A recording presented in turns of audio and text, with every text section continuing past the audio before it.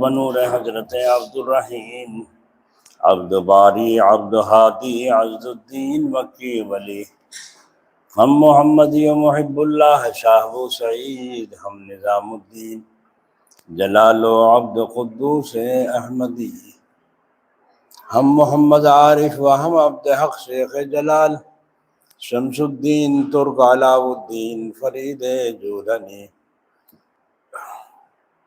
قطب الدین و ہم معین الدین عثمان و شریف ہم بمودود و ابو یوسف محمد احمدی ابو اسحاق و ہم بممشاد و حبیرہ نامور ہم حذیفہ ابن ادم ہم فضیل مرشدی عبد واحد ہم حسن بصری علی فخردی سید الکونین فخر العالمی بشرا نبی پاک کن قلب مراد و از خیال غیر خیش بہر ذات خود شفایم دہز امراض دلی آمین ثم آمین۔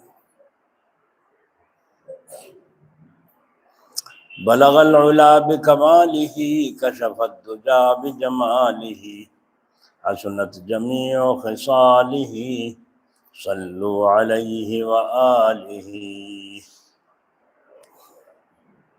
درود شریف پڑھیں اللہم صلی وبارک وسلم تسلیما۔ بسم اللہ الرحمن الرحیم۔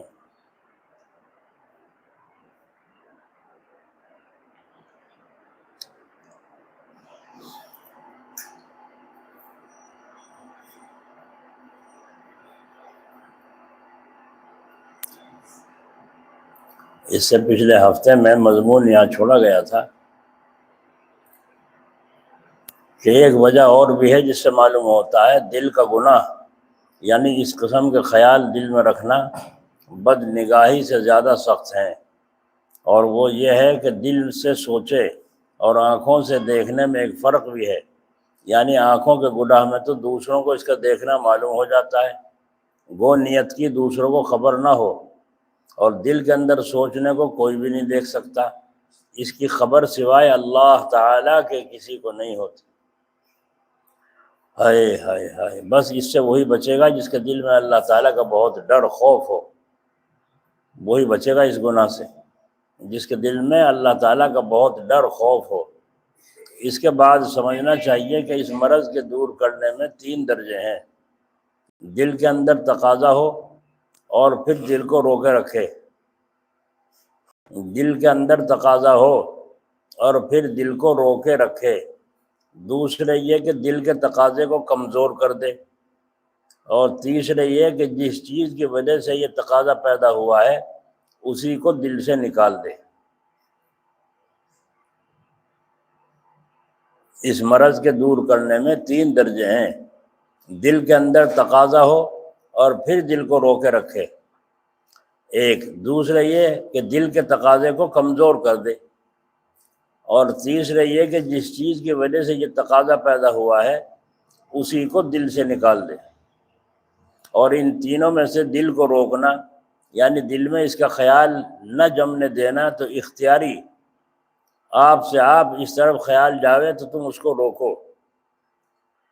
اور اس کا آسان طریقہ یہ ہے، جب دل کو کسی خوبصورت کی طرف رغبت ہو تو اس کا علاج یہ ہے کہ اس وقت کسی بد شکل آدمی کی صورت کی طرف دیکھو، بدصورت آدمی کی طرف کو دیکھو، اگر وہاں کوئی موجود نہ ہو تو کسی ایسے بدصورت کا اس طرح خیال باندھو، ایک آدمی ہے، کالا رنگ ہے، چیچک کے داغ ہیں، آنکھوں سے اندھا ہے، سر سے گنجا ہے، رال بہہ رہی ہے، دانت آگے کو نکلے ہوئے ہیں، ناک سے نکٹا ہے، ہونٹ بڑے بڑے ہیں، اور ٹینٹ بہہ رہی ہے اور مکھیاں اس پر بیٹھی ہیں، تو گویا ایسا آدمی دیکھا نہ ہو، ایسا آدمی آپ نے کہیں دیکھا نہ ہو، مگر خیال سے تراش لو، گھڑ لو۔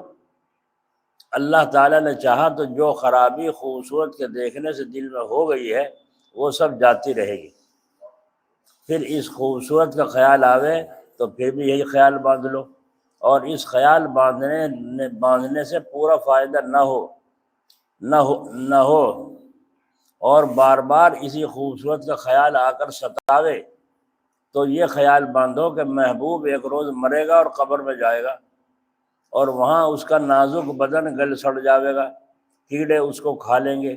لیکن یہ خیال باندھنا فقط اسی وقت فائدہ دے گا جس وقت کے یہ خیال دل میں جماؤ گے، کہ یہ مراقبہ اس خوبصورت کا خیال دل سے ہٹا دے گا، لیکن اس کا فائدہ بہت دیر تک باقی نہ رہے گا۔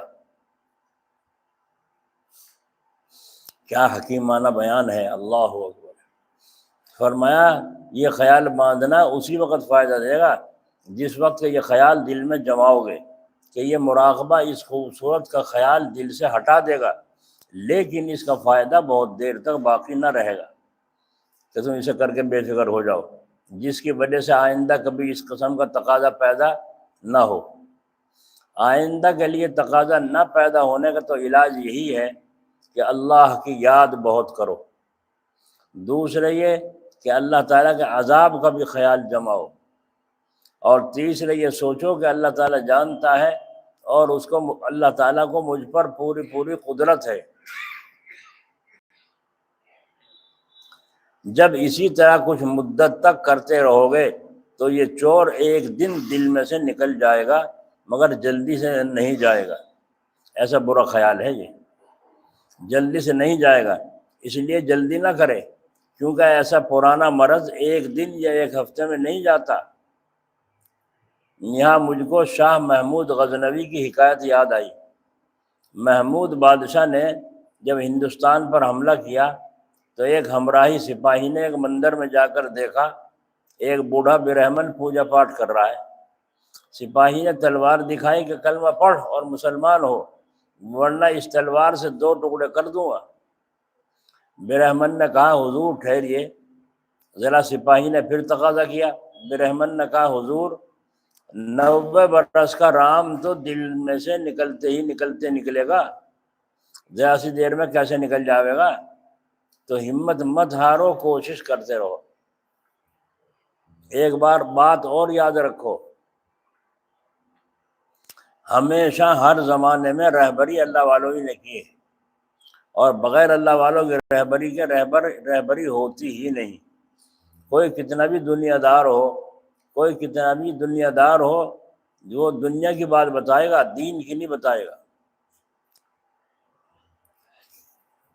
سلطان محمود غزنوی کا واقعہ ہے یا کسی اور بادشاہ کا، یاد نہیں رہا صحیح، کہ اس نے جب ہندوستان کو فتح کیا تو فتح تو کر لیا، مگر اس فوج کا بہت نقصان ہوا، آدمی بھی بہت مرے اور مال بھی بہت برباد ہوا، ہتھیار بھی بہت برباد ہوئے۔ جب بادشاہ نے فتح تو کر لی مگر نقصان کو دیکھ کر صدمہ ہوا، اور صدمہ ہو کر یہ خیال کیا، یہ کہا کہ ان کافروں کو، ان ہندوؤں کو سب کو نمٹا دوں، تلوار ایسی چلاؤں گھمواؤں اپنی فوج سے جو بچی ہے کہ سارے ہندوؤں کا صفایا ہو جائے اس ملک سے۔ کہتی بات نماز مغرب کا وقت ہوا تو ایک اللہ والے کو نماز کے لیے کہا گیا آپ نماز پڑھائیے، تو انہوں نے نماز پڑھانی شروع کی، نیت باندھ کے سبحانہ پڑھی، سبحانہ کے بعد الحمد پڑھی، اور الحمد پڑھی کس طرح؟ الحمدللہ رب المسلمین، الحمدللہ رب المسلمین۔ اور جب بادشاہ نے لقمہ دیا پیچھے الحمدللہ رب العالمین، انہوں نے پھر یہ پڑھا الحمدللہ رب المسلمین۔ بادشاہ نے دیکھا جان کے پڑھ رہا، چپ ہو گیا۔ سلام پھیر کے بادشاہ نے کھڑے ہو کر اعلان کیا امام صاحب نے مسئلہ حل کر دیا، میں اب کسی کو کچھ نہیں کہوں، کوئی ہندو ہو، مسلمان ہو، سکھ ہو، عیسائی ہو، میں کسی کو کچھ نہیں۔ تو یہ جڑ کس نے کاٹی؟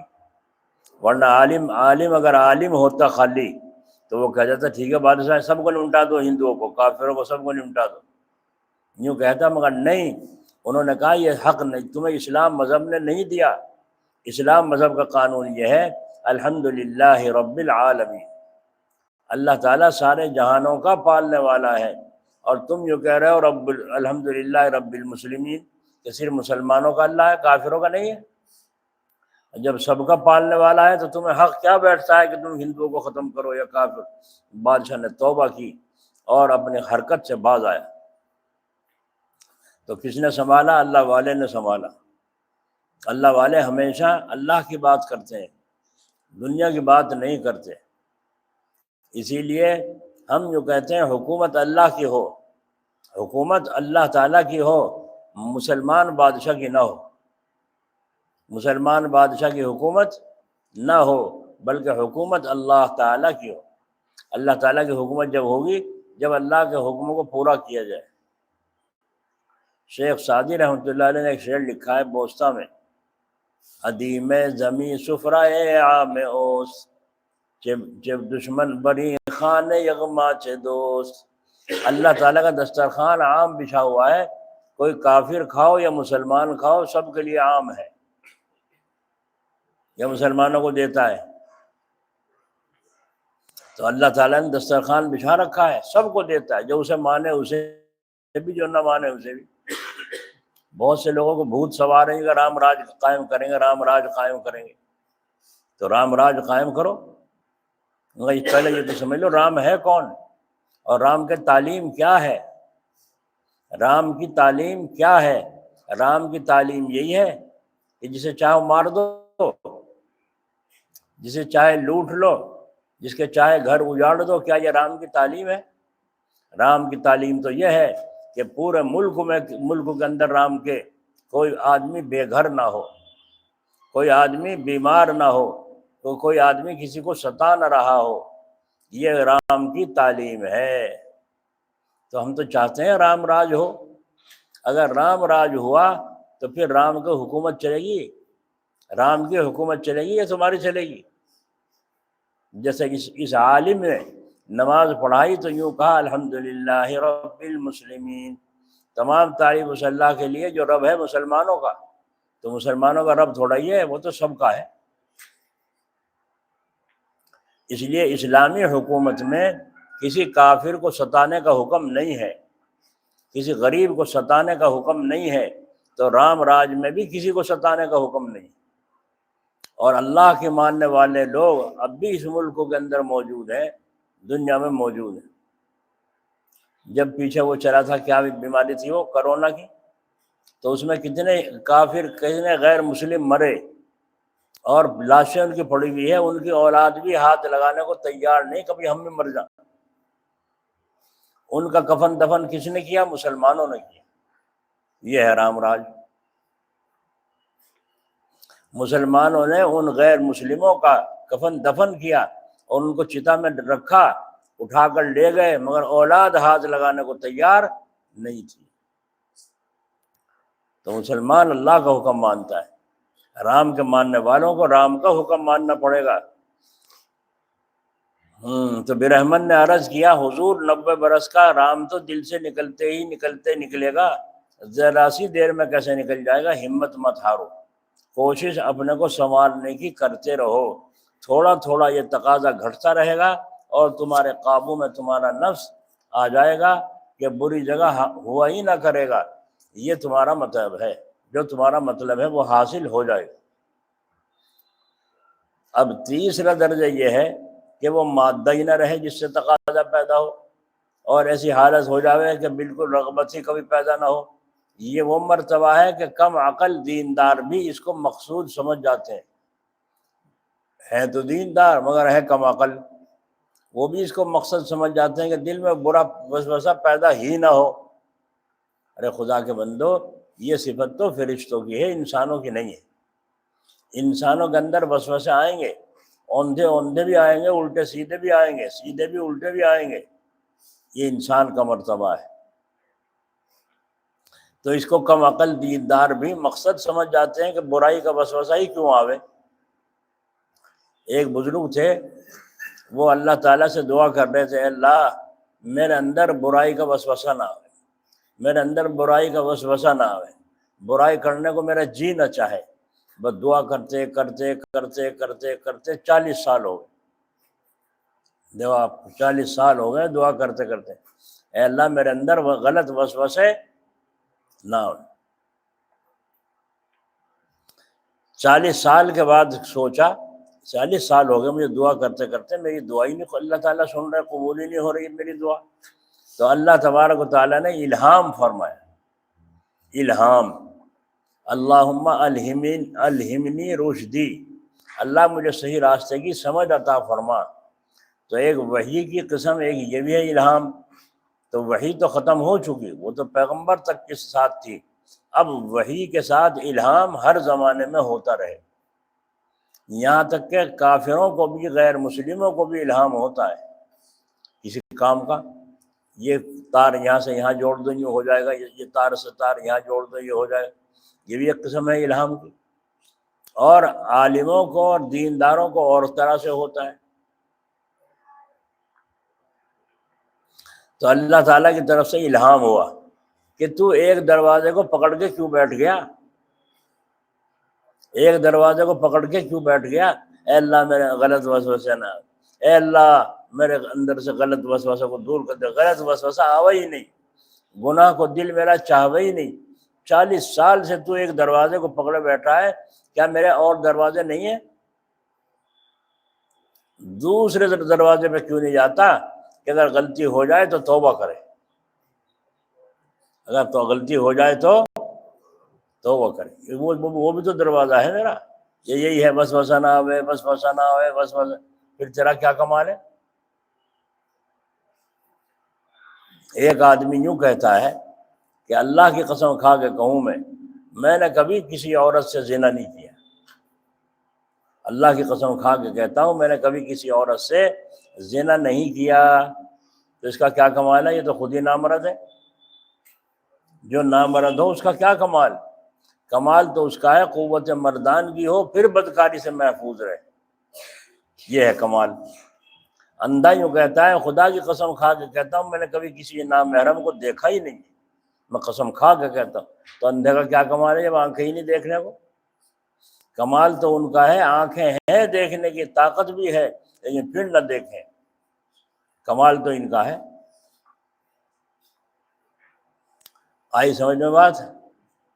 تو غلطی ہو جانا، نیت نہ، جب توبہ کرو نیت کرو آئندہ نہیں کروں گا انشاءاللہ تعالی، آئندہ بالکل نہیں میں غلط کام کے پاس جاؤں گا، جو بھی غلط کام کرتا ہوں۔ اب جب توبہ کر لی، اب اس سے بچنے کی ہمت اور کوشش، یہ تدبیریں جو بتائی جا رہی ہیں ان کو اختیار کریں۔ اس کے بعد بھی اگر کبھی توبہ ٹوٹ جائے تو پھر توبہ کرے، اسی طرح رو دھو کر اللہ تعالیٰ سے چپٹ کر معافی مانگے اور آئندہ کو عہد کرے۔ حضرت خواجہ صاحب رحمۃ اللہ علیہ حضرت تھانوی کے خلیفہ ہیں، وہ یوں فرماتے ہیں، جو حضرت تھانوی نے فرمایا تھا یہ کمال تھا خواجہ صاحب کا، جو حضرت تھانوی رحمۃ اللہ علیہ فرماتے تھے اس کو اشعار میں کہہ دیا کرتے تھے، یہ حضرت کا کمال تھا خواجہ صاحب کا۔ ایک دفعہ حضرت نے فرمایا کہ انسان کا نفس مرتا نہیں، مجاہدے اور محنت اٹھانے سے دب جاتا ہے، جیسا سردی میں سانپ چٹر کر ایسا ہوتا ہے جیسے مر گیا ہو، حالانکہ مرا نہیں ہے، جب اس کو گرمی پہنچے گی فوراً جیپ چلانی شروع کر دے۔ تو یہی حال انسان کے نفس کا ہے، مرتا نہیں۔ ایک بزرگ نے بذریعہ کرامت اپنے نفس کو پلے کی شکل میں تبدیل کر دیا، اپنے نفس کو جب تنگ آ گئے اس سے تو انہوں نے یہ علاج کیا، اس کو پلے کی شکل میں کر کے باہر لے لیا۔ اب ڈال وسوسہ کیسے ڈال لگا؟ جب میرے ہاتھ میں ہے تو گلا گھونٹ دوں گا، یہیں جب تو کچھ کرے گا حرکت گلا گھونٹ دوں گا، اور پلے کی مسجد میں آتے ہیں نماز پڑھنے اسے پلے کو ساتھ لے گا۔ اب لوگ سوچیں بھائی کیا کریں، کتے کو ساتھ لے رہے ہیں مسجد میں بھی کتے کو ساتھ لے گا حضرت، اور کہہ کچھ سکتے نہیں، بڑے بزرگ ہیں کیا کریں۔ کوئی اور بزرگ آئے، ان سے لوگوں نے کہا کہ حضرت یہ ہمارے جو حضرت ہیں جب مسجد میں آتے ہیں جب بھی سے پلے کو ساتھ جلاتے ہیں، ساتھ لے کے آتے ہیں۔ تو وہ بزرگ بھی صاحب کشف و کرامات تھے، انہوں نے غور سے دیکھا کہ یہ کتا نہیں ہے، یہ تو ان کا نفس ہے جو انہوں نے شکل تبدیل کر کے اس کو گود میں لے لیا باہر، کہ اگر 3-5 کرے گا گلا گھونٹ دوں گا۔ ان بزرگوں نے گود میں سے پلہ پکڑا، فرمایا کیا خرافات ساتھ لیے پھر رہے ہو، اللہ تعالیٰ کو اگر منظور ہوتا تو ایسی شکل کیوں بناتا، اور دور مارا پھینک کر سے پلے کو چھین کے، وہ پلہ تھا ختم ہو گیا، اس کا جسم تو وہاں پڑا رہ گیا اور وہ پھر اندر پہنچ گیا، نفس جو تھا اندر داخل ہو گیا۔ تو خواجہ تھانوی رحمۃ اللہ علیہ نے جب یہ بیان فرمایا تو خواجہ صاحب نے فوراً شعر پڑھا، نہ چت کر سکے نفس کے پہلواں کو، نہ چت کر سکے نفس کے پہلواں کو، تو بھی یوں ہاتھ پاؤں ڈھیلے نہ ڈالے۔ جب چت ہو نہیں سکتا تو کیا کہیں، نہیں نہیں مقابلہ کرو، ڈھیلے ہو کے نہ بیٹھ جاؤ۔ جو علاج بتائے گئے ہیں اب آپ نے سنے علاج، تو فرمایا نہ چت کر سکے نفس کے پہلواں کو، تو بھی یوں ہاتھ پاؤں ڈھیلے نہ ڈالے۔ ارے اس سے کشتی تو ہے عمر بھر کی، کبھی وہ دبا لے کبھی تو دبا لے۔ سبحان اللہ، کبھی تو نفس غالب آ گیا اور کبھی تو نے نفل پڑھی، توبہ کی غلطی ہو گئی تھی، اور کبھی نفل پڑھی شکرانے کی، اللہ تو نے بچا دیا۔ کبھی نفل یوں پڑھ رہا ہے، غلطی ہو گئی توبہ کی، اور کبھی نفل یوں پڑھ رہا ہے، اللہ تو نے بچا دیا، مجھے گناہ سے مجھے تو نے بچا دیا، یہ شکرانے کی پڑھ رہا ہے۔ پھر خواجہ صاحب فرماتے ہیں اگر کہیں سے کپڑا پھٹ جائے تو سی لو، ٹھیک ہو گیا، پھر پھٹ جائے تو پھر سی لو، ہے نا، پھر پھٹ جائے تو پھر سی لو، یعنی کہ پھٹا ہی رہنے دو، سی لو۔ اور پھر حضرت نے کیا فرمایا، یہ رشتہ محبت کا یوں ہی قائم رکھے، یہ رشتہ محبت کا یوں ہی قائم رکھے، 100 بار ٹوٹے تو 100 بار جوڑے۔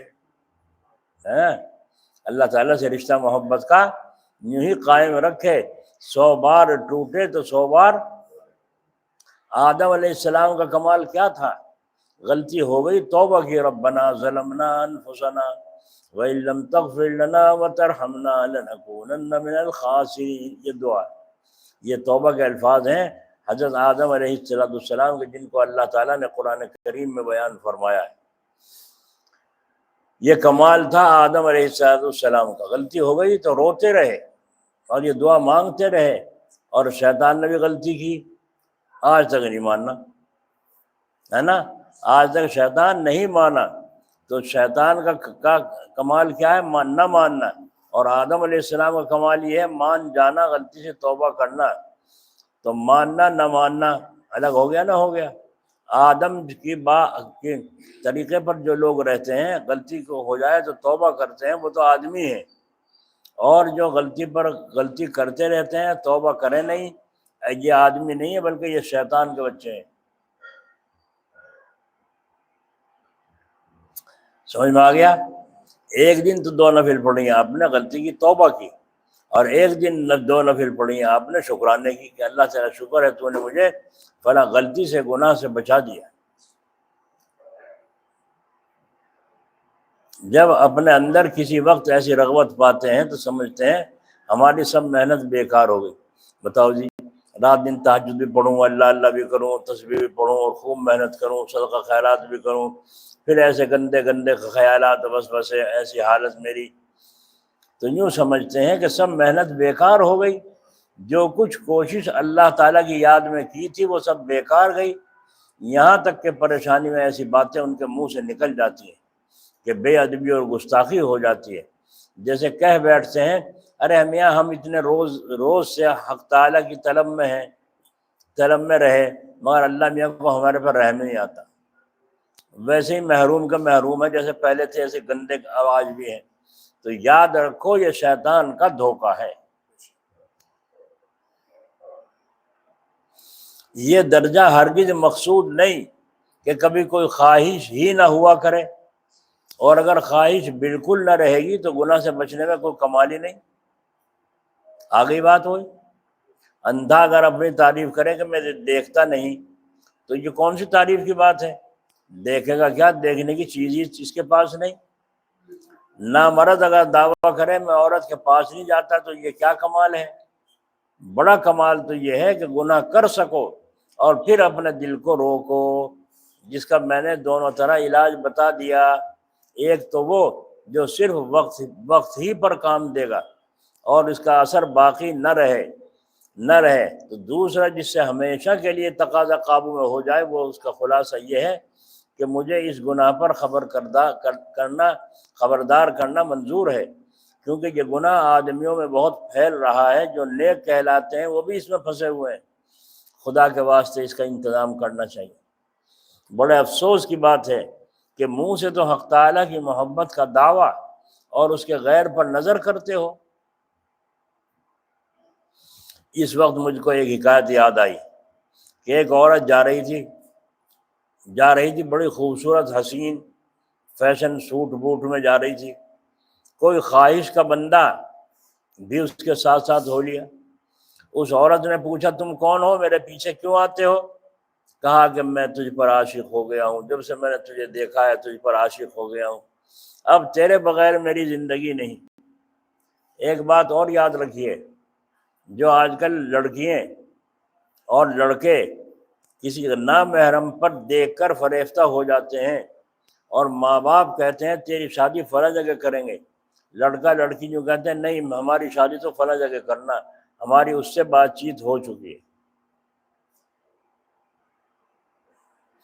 تو ایسے لڑکے اور لڑکیوں کو سوچنا چاہیے، عشق بازی کی شادیاں بہت کم پار اترتی ہیں، عشق بازی کی شادیاں بہت کم پار اترتی ہیں۔ لڑکی بھی ضد کر رہی ہے وہیں کرواؤں گی، لڑکا بھی ضد کر رہا ہے وہیں کروں گا۔ تو یاد رکھو جب شادی ہو جائے گی پھر یہ مرد کسی عورت سے بات کرتے ہوئے مسکرا جائے گا اور بیوی دیکھ لے گی تو یوں کہ اچھا اب میں پرانی ہو گئی۔ جو اسے دیکھتا ہے اس سے دوسروں سے بات کرتا ہے، فلانی عورت سے بات کرتا ہے، تو وہ کہتا ہے خدا کی قسم میری کوئی غلط نیت نہیں تھی، نہ میں اس طرح بات کر رہا ہوں، قسمیں کھا رہا ہے، وہ ماننے کو تیار ہے۔ بیوی جانتی ہے کہ جب شادی نہیں ہوئی تھی تو میرے سے بات کرتا تھا، اور اب شادی ہو گئی تو دوسرے سے بات کرتا ہے۔ وہ تو روگ کو جانتی ہے نا اس کے، یہ بات اس کی مانتی نہیں۔ اسی طرح اگر عورت نے کسی دوسرے مرد سے محبت سے ہنس کے بات کر لی یا چائے پانی پلا دیا تو مرد سمجھ جاتا ہے اچھا دوسری جگہ تعلق قائم کر رہی ہے۔ وہ ہر چند قسم کھاتی ہے مگر نہیں مانتا، کیونکہ جانتا ہے کہ شادی سے پہلے یہ میرے سے بات کرا کرتی تھی، کہیں کہیں فون گھمایا کرتی تھی، اور میرے سے اس کا الجھاوا ہو گیا، لہٰذا یہ عورت ایسی ہے۔ پھر دونوں کے مزاج ملتے نہیں، پھر توڑ پیدا ہو کر غصہ گرمی ہوتا ہے، اور غصہ گرمی ہو کر کے نہ بیوی اس کے غصے کو برداشت کرتی، نہ شوہر بیوی کے غصے کو برداشت کرتا، کیونکہ اصلیت تو ختم ہو گئی۔ ہمارے پاس نہ جانے کتنے لوگ ایسے قسم کے آتے ہیں جن کی شادیاں اسی طرح ہوئیں، یا اس شادی کے چکر میں ہیں فلاں جگہ میری شادی ہو جانی چاہیے، اس کی ماں نہیں مانتی، اس کا بھائی نہیں مانتا، اس کا وہ نہیں مانتا۔ ہم تو کہتے ہیں وہ نہیں مانتے تم مان جاؤ، بھائی سب کی مرضی ہو تو بسم اللہ، اور اللہ تعالیٰ سے یوں کہو اے اللہ اگر میرے حق میں وہاں شادی بہتر ہو تو عطا فرما دے، راضی کرنا نہ کرنا تیرے اختیار میں ہے، اگر وہاں بہتر ہو تو میری شادی کا انتظام وہاں کر دے۔ ہمارے حضرت جلال آبادی رحمۃ اللہ علیہ، اللہ ان کی قبر پہ رحمت فرمائے، جب کوئی کہتا تھا حضرت دعا فرما دو میری شادی فلاں جگہ ہو جائے، تو حضرت یوں فرماتے تھے دعا کرتا ہوں اللہ تعالیٰ تمہاری شادی جہاں بہتر ہو وہاں انتظام فرما دے، چاہے وہیں ہو جہاں تم چاہتے ہو، اگر وہ بہتر ہو تو وہیں کروا دے، یوں دعا فرماتے تھے۔ یہ ہے شریعت کے مطابق بولنا، شریعت کے مطابق دعا کرنا، اسے کہتے ہیں۔ کیا فرماتے ہیں؟ اللہ تعالیٰ تمہارے حق میں جہاں بہتر ہو وہاں کا انتظام فرما دے، چاہے وہیں ہو جہاں تم چاہتے ہو، اس طرح فرماتے تھے۔ تو انہوں نے کہا، اس لڑکی نے یوں کہا تم میرے پیچھے کیوں آتے ہو؟ کہا میں تجھ پر عاشق ہو گیا ہوں، جب سے میں نے تجھے دیکھا ہے میرا دل اندر سے نکل گیا، اس لیے تیرے پیچھے پیچھے آ رہا ہوں۔ عورت نے جواب دیا کہ بس پیچھے میری بہن آ رہی ہے اور وہ مجھ سے ایسی خوبصورت ہے کہ چاند سورج بھی اس پہ قربان ہے، میری بہن پیچھے آ رہی ہے، تو نے دیکھا ہی کیا حسن کا نظارے۔ یہ اس کے دیکھنے کو اتنی خوبصورت دیکھنے کو پیچھے کو چلا، اس نے کہا پیچھے آ رہی ہے، اس عورت نے اس کے ایک دھول لگائی، پیچھے جھپٹ کے آگے ایک تماچا مارا اور کہا اس پر ہی عشق کا دعویٰ کرتا تھا، اس پر ہی عشق کا دعویٰ کرتا تھا کہ دوسری اچھی نظر آ گئی تو اسے دیکھنے لگا۔ قیس جس کو مجنو کہتے ہیں، مجنو کی جو لیلا تھی، جو اس کی محبوبہ تھی، کتنا عاشق تھا اس پر مجنو، رات دن تڑپنا اور جلنا کھلسنا پھکنا، بس یہ حالت۔ یہاں تک کہ حضرت عمر رضی اللہ عنہ نے جب تحقیق کرائی کہ بھئی دیکھو تو صحیح وہ لیلا ہے کیسی، تحقیق کرائی، معلوم ہو تو کالی کلوٹی ہے۔ اس سے کہا مجنو سے، ارے سنا ہے وہ تو تیری محبوبہ کالی کلوٹی ہے بالکل۔ تو مجنو نے کیا کہا، کوئی میری آنکھیں لے کے دیکھو کہ وہ ہے کیا، میری آنکھیں لے کے، اور جب دیکھو تم اپنی آنکھوں سے دیکھ رہے ہو نا کالی دھولی، میری آنکھیں لے کر جب دیکھو تو تمہیں نظر آئے گا ہے کیا چیز، ہے کیا چیز۔ ایک دفعہ اسے پتہ چلا کہ جب کوئی بھکاری جاتا ہے مانگنے کے لیے تو لیلا آ کر خود بھیک دیتی ہے سب کو۔ بھائی اس نے کہا اسی بہانے سے دیکھ لو، چلو اسی بہانے سے نظارہ ہو جائے گا۔ تو وہ بھی بھیک کا پیالہ لے کر اور لیلا کے دروازے پر پہنچ گئے اور جا کے دستک دی، آواز دی، مجھے بھی کچھ اللہ کے واسطے دو۔ سنتے ہیں لیلا کا یہ دستور تھا، بھیک دیتی تھی سب کو جو آتا گدا، جو فقیر آتا سب کو بھیک دیتی تھی لیلا۔ ایک دن مجنو بھی کاسا ہاتھ لے، کاسا وہ مانگنے کا جو ڈوبرا ہوتا ہے نا ان کو کاسا کہتے ہیں۔ ایک دن مجنو بھی کاسا ہاتھ لے، جا پکارا مجھے بھی للہ دے، جا کے سزا لگائی مجھے بھی اللہ سے کچھ بھیک دے دو۔ ہائے ہائے، آئی لیلا اور سبوں کو کچھ دیا، آئی لیلا سبوں کو کچھ فقیروں کو دیا اور ہاتھ سے مجنو کے کاسا لے لیا۔ دیکھیے آپ، سب کو تو بھیک دے رہی ہے مانگنے والوں کو، اور لیلا مجنو کے ہاتھ سے وہ کاسا ہی چھین لیا۔ ہاتھ سے مجنو کے کاسا لے لیا اور لے کے دے مارا زمین پر ایک بار، اور رقص میں مجنو ہوا بے اختیار۔ اس نے لے کے وہ زمین پہ مارا دبا کے پھوڑنے کے بعد سے، اور مجنو ناچنے لگے، مجنو ناچنے لگے۔ تو وہ تو محبوب اور عاشق جانے کیوں ناچ رہے ہیں۔ لیکن اور جو فقیر تھے انہوں نے یہ نظارہ جب دیکھا تو انہوں نے کہا بولے گدا کہ مجنو خام، او کچے مجنو، خام مانے کچا، بولے گدا کہ مجنو خام، رقص کا اس جا پر کیا تھا مقام، تیرے ہاتھ سے لے کے تیرا کاسا زمین میں پھوڑنا تو اس پر ناچنے کا کیا موقع تھا، تو کچا مجنو ہے، ڈھونگی ہے، حقیقت تیرے پلے نہیں ہے۔ اور فقیر کہہ رہے ہیں بولے گدا کہ اے مجنو خام، رقص کا اس جا پر کیا تھا مقام، کیوں ناچا تو، یہ ناچنے کی جگہ تھی، غصہ کرنے کی جگہ تھی، تیرا ہاتھ سے لے کے بھیکا نہ دیتی، کاسا ہی چھین لیا اور لے کے زمین پہ پھوڑ دیا۔ یہ شعر مجھے سنانا تھا اصل جو آپ سنا رہا ہوں، غور فرمائیے گا۔ بولا مجنو کہ تم میں کوئی عاشق نہیں، بولا مجنو کہ تم میں کوئی، تو بھیک لینے والے ہو تم، عاشق عشق سے کیا تعلق۔ بولا مجنو کہ تم میں کوئی عاشق نہیں، اور عاشقوں کی رمز سے تم واقف نہیں۔ اگر واقف ہو جائے تو پتہ چلتا اس کے میرے ہاتھ سے لینے میں اور پھوڑنے میں مجھے کیا مزہ آ رہا ہے، مجھے کیوں، اس کو دھیان تو ہے میرا، اس کو تڑپ تو ہے میری، طلب تو ہے میری۔ اگر طلب نہ ہوتی تو کاسا کیوں چھینتی ہاتھ سے اور کیوں لے کے زمین پر پھوڑتی، تو معلوم ہوا کہ مجھ کو چاہتی ہے، مجھ کو چاہتی ہے۔ یہ مجنون نے کہا بولا مجنون کہ تم میں کوئی عاشق نہیں اور عاشقوں کی رمز سے تم واقف نہیں. صحیح کہا غلط کہا؟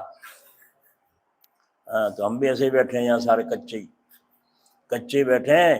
پکے بننے کی نیت کرو کہ ہم پکے بنیں گے، اور جو ہمارے اندر وسوسے اٹھتے ہیں، غلط حرکتیں اٹھتی ہیں، ان پر قابو کرنے کی تدبیریں اپنے بزرگوں سے پوچھ کر کریں گے. یہ ہلکی بات نہیں ہے، اس کا بڑا انتظام کرنا چاہیے. اللہ تعالیٰ کے سامنے کھڑا کر کے اگر اللہ تعالیٰ نے کھڑا کر کے سامنے اتنا پوچھ لیا تم نے ہمیں چھوڑ کر غیر پر کیوں نظر کی، تو بتلائیے کیا جواب دیجیے. اس عورت نے جو تماچا مارا تھا اس کو یوں ہی تو کہا تھا جب تو مجھ پر عاشق ہو گیا تو دل کھو چکا تھا تو غیر پر نظر کیوں گئی. تو ایک عورت تھپڑ مار سکتی ہے اگر حق تعالیٰ نے سامنے کھڑا کر کے اتنا پوچھ لیا تو نے ہمیں چھوڑ کر غیر پر کیوں نظر کی تھی، تو بتائیے گا کیا جواب دیجیے. اسے کہتے ہیں خوف. اگر اللہ تعالیٰ نے پوچھ لیا میں کیا جواب، یہ ہلکی بات نہیں ہے، اس کا بڑا انتظام کرنا چاہیے. ایک اور تدبیر ہے جس سے پہلی تدبیروں کو اور طاقت پہنچتی ہے. یہ نسخہ بیان ہو رہا ہے، نسخہ واز بھی ایک علاج ہے، اور وہ یہ ہے جب دل میں ایسا خیال پیدا ہو تو ایسا کرو، وضو کر کے 2 رکعت پڑھو اور توبہ کرو اور اللہ تعالیٰ سے دعا کرو. جب گناہ ہو پڑے یا دل میں تقاضا پیدا ہو تو فوراً ایسا ہی کرو، وضو کر کے 2 رکعت نفلوں میں لگ کر اللہ سے دعا میں مشغول ہو جاؤ. ایک دن تو بہت سی رکعتیں پڑھنی پڑیں گی، دوسرے دن بہت کم ایسا خیال آئے گا، کیونکہ نفس دیکھ لے گا یہ تو بڑی مصیبت میں مبتلا کرے بھائی، یہ تو بڑی مصیبت میں مبتلا کرے. جہاں وسوسہ ڈالا میں نے اور اس نے وضو کرا اور نماز کی نیت باندھی تو بس ویسے آنے کم خیال آئے گا. اسی طرح آہستہ آہستہ نکل جائے گا. اس لیے کیوں بتایا نسخہ؟ اس لیے کہ نماز نفس کے اوپر بڑی بھاری ہے. وَإِنَّهَا لَكَبِيرَةٌ، یہ قرآن حدیث سے نسخے بیان ہو رہے ہیں حضرت کے. اس لیے کہ نفس پر نماز بڑی بھاری ہے. ہائے ہائے ہائے.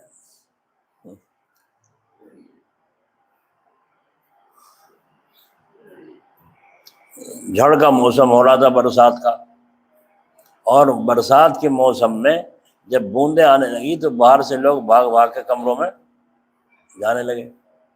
ایک جگہ ایک عاشق اور ایک محبوبہ، دونوں کے دونوں ایک کمرے میں بند.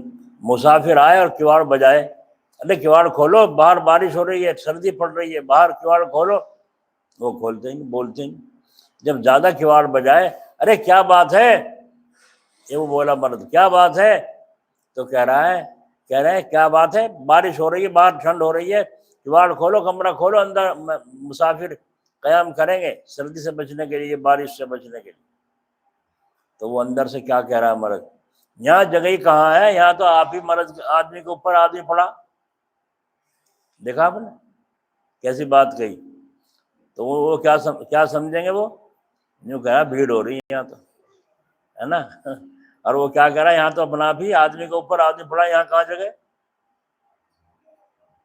صحیح کہا غلط کہا؟ تو فرما رہے ہیں دوسرے دن بہت کم ایسا خیال آئے گا. اسی طرح آہستہ آہستہ نکل جائے گا. کیوں؟ اس لیے کہ نفس پر نماز بڑی بھاری ہے. یہ جواب بھی دے دیا حضرت نے، دلیل بھی پیش کر دی، کیونکہ بغیر ثبوت کے، بغیر دلیل کے کوئی دعویٰ اور کوئی نسخہ غلط ہے. نفس پر نماز بڑی بھاری ہے، جب دیکھے گا ذرا مزہ لینے پر یہ مصیبت ہوتی ہے، یہ ہر وقت نماز ہی میں رہتا ہے، پھر ایسے وسوسے نہیں آئیں گے. یہ نسخہ سارے نسخوں سے افضل ہے، اور اس کے کرنے سے انشاءاللہ تعالی نفع ہوگا.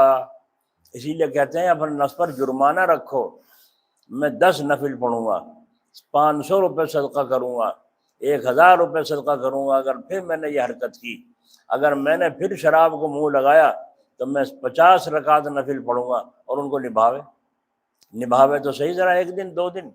جب ایسے نبھاوے گا وسوسے آنے بند ہو جائے. اللہ والے اس کا علاج کرتے ہیں، جو نسخہ بتا رہے ہیں حضرت، جو مرید ہوتے ہیں مراد کو پہنچنے کی ان کی نیت ہوتی ہے، وہ اس کا علاج کرتے ہیں۔ ایک بزرگ کو نفس نے وسوسہ ڈالا، ایک ہی وسوسہ تھوڑا ہی آتا ہے، بدکاری کا، زنا کا ہی تھوڑا آتا ہے، اور بہت سے وسوسے آتے ہیں۔ میرا بھائی تو کمزور سا ہے، اس کی شادی نہ کروں، بس یہ مرا جائے گا، اس کا حصہ بھی میرے حصے میں آ جائے گا سر۔ یہ بھی وسوسہ ہوا نہ ہوا؟ اس کا سارا حصہ مکان کا، زمین کا میرے قبضے میں آ جائے گا، اور اسے باپ کو اپنے پاس رکھوں، چند دن کے بعد اسے بہلا پچلا کے کچہری میں جا کے تحصیل میں اس کا انگوٹھے لگوا کے ساری جائیداد اپنے نام کرو، دھکا دے دوں میں۔ آ رہا ہے وسوسہ؟ نہیں آ رہا ہے؟ غلط۔ تو اس طرح وسوسے سب کو آتے ہیں، کسی کو کیسے، کسی کو کیسے۔ تو مرید ہونے کا نام کیوں بدنام کرتے ہو؟ مرید ہونا ہے تو پہلے سوچ لو، یہ اڑی کڑی جھیلنی پڑے گی۔ اور مراد کو اگر پہنچنے کی نیت ہے، ایک صاحب یہیں سے پہنچے تھے جلال آباد حضرت کے یہاں، جا کے حضرت نے فرمایا بولیے کیسے آنا ہوا، بولیے کیسے آنا ہوا؟ تو وہ کیا کہہ رہے ہیں؟ حضرت بیعت ہونے کا ارادہ تھا۔ فرمایا اب تو نہیں، جائیے پھر ہمارے لیے۔ بیعت ہونے کا ارادہ تھا، حضرت نے فرمایا اب تو نہیں ہے، چلو بسم اللہ۔ وہ کس جانے سے ہوگا، باہر آ گیا، غلطی ہو گئی۔ پھر دوبارہ گئے، ایسا ہم تو بیعت ہی ہونا آئے تھے، تم تو یہ کہتے ارادہ تھا۔ اب میرا دل ہٹ گیا ہے، اب دوبارہ پھر آنا جب دیکھیں گے، جب سوچیں گے، جب غور کریں گے۔ کرکرا ہو گیا مزہ۔ ہائے ہائے ہائے۔ پھر حضرت نے ان کو حج بیت اللہ کو جب گئے، وہ بھی گئے، وہ حضرت بھی گئے، تو وہیں حرم شریف میں بلا کر، ایک طرف بلا کر بیعت فرمایا۔ فرمایا یہاں بیت خانہ کعبہ کے سامنے بیعت نہیں کر سکتے، یہاں کے لوگ پابندی لگاتے ہیں، اسی لیے وہاں سے اٹھا کر لے گئے، اور وہیں مکہ شریف میں، حرم شریف میں ہی ان کو بیعت کیا۔ جو یوں کہہ رہے تھے ارادہ تھا، ہے نا؟ تو یہ ہے اصل چیز۔ تو ان بزرگ کو وسوسہ آیا، کہنے کا وسوسہ آیا، حلوہ کھاؤں گا، حلوہ کھلاؤ۔ ہمیں بھی تو آتا ہے نا وسوسہ، کبھی بالو شاہی کھاؤں، کبھی پیڑے کھاؤں، کبھی کچھ کھاؤں، کبھی مرغا پکواؤں، کبھی بکرے کا قورمہ پکواؤں، وسوسے آتے ہیں طرح طرح کے۔ تو ان کو وسوسہ آیا حلوے کا، تو انہوں نے فرمایا میرے پاس تو پیسے نہیں ہے، حلوہ کہاں سے کھلاؤں تجھے؟ جب اندر وسوسہ اٹھا تو اس کا جواب کیا دے رہے ہیں؟ میرے پاس پیسے نہیں جو تجھے حلوہ کھلاؤں، تو ان نے مجھے حلوہ کھلاؤ، کسی طرح ادھار لے لو، پھر دے دیا۔ آتا ہے وسوسہ سب کو۔ میں نے تو دکاندار سے بھائی تو جلیبی آدھی کلو، جب لے لی کہنا پیسہ میں گھر سے پہنچا رہا ہوں، پیسے میں گھر سے بس آج پہنچا میں، آج پہنچا۔ دیکھو یہ وسوسہ آیا تھا، اس نے قبول کر لیا، اور قبول کر کے کیسا ذلیل ہو رہا ہے۔ وہ کہہ رہا بھائی وہ پیسے تو دے دو، جلیبی لے گیا تھا آدھی کلو، ہو رہا ہے نا ذلیل۔ جب پیسے نہیں تھے تو کیوں لیا؟ ان بزرگ کو وسوسہ آیا حلوہ، انہوں نے کہا پیسے نہیں ہیں، انہوں نے کہا ادھار لے لو، اب ادھار کر کے میں ذلیل ہوں گا، دن کی ذلت رات کا غم، وہاں کو نکلنا میرا مشکل ہوگا۔ جب وہاں کو جایا کروں گا، وہ کہے گا پیسے تو دیتے جاؤ۔ اچھا جی پھر کیا کروں؟ کہا مجھے تو حلوہ چاہیے، کچھ بھی ہو، بس جی چاہ رہا کہ حلوہ ہو کسی جلدی سے۔ ان بزرگوں نے فرمایا اچھا اگر تجھے حلوہ ہی چاہیے تو پھر محنت کر، پیسے کما، اور پیسے کما کے پھر تجھے حلوہ کھلاؤں۔ چلو آسان سا کوئی کام دیکھو کر لوں گا، جہاں سے کچھ پیسے ہاتھ آ جائیں تو حلوہ۔ جا کے انہوں نے ہرٹ میں مزدوری کی، بیلوں کی جگہ خود جڑ گئے، اور نفس کو کہا پیسے کما لے، اور پیسے کما کر کے پھر تجھے حلوہ کھلاؤ۔ ہرٹ چلایا، پانی بھرا کھیت میں، جب کچھ پیسے ہو گئے تو وہاں سے لے کر آئے۔ نفس کہہ رہا جلدی جلدی سے اب تو کھلا دو حلوہ، اب تو ہرٹ کھینچوا لے، مزدوری پیسے بھی آ گئے۔ انہوں نے کہا ہاں ہاں سامان لے رہا ہوں۔ سامان لے کر جا کے حلوہ بنایا، تو نفس کیا کہہ رہا ہے چکے تو دیکھ کیسا بنا، کہ ٹھہر جا، سب تیری بات سے تو مصیبت بھر رہا ہوں، ٹھہر جا ذرا۔ پھر جب حلوہ تیار ہو گیا تو نفس نے کہا لا اب تو کھلا دے جلدی سے، دیکھ سنو کیسا ذائقہ ہوا۔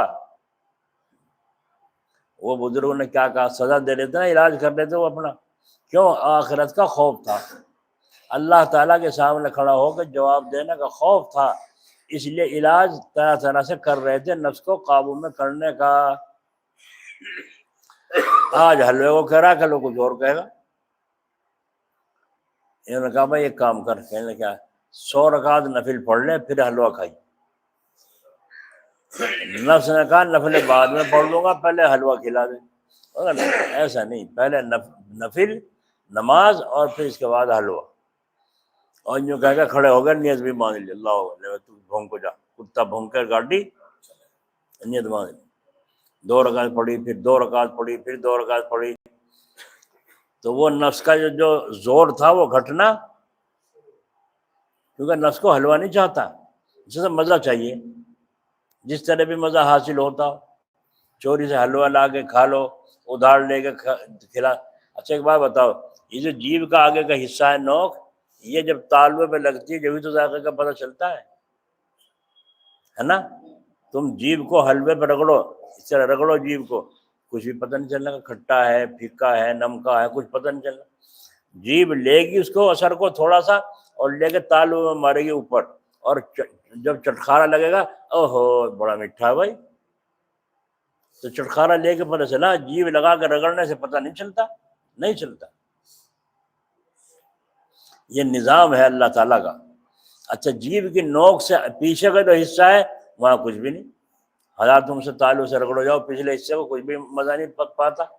تو معلوم ہے جیب کی جو آگے کا حصہ ہے یہی ہے جو ذائقے کو چکھتا ہے، ذائقہ بتاتا ہے دل کو۔ دل ترجمانی کے طور پر زبان کو بھیجتی ہے، زبان بتاتی ہے کھٹا ہے کہ میٹھا ہے، ورنہ زبان کو کیا پتا۔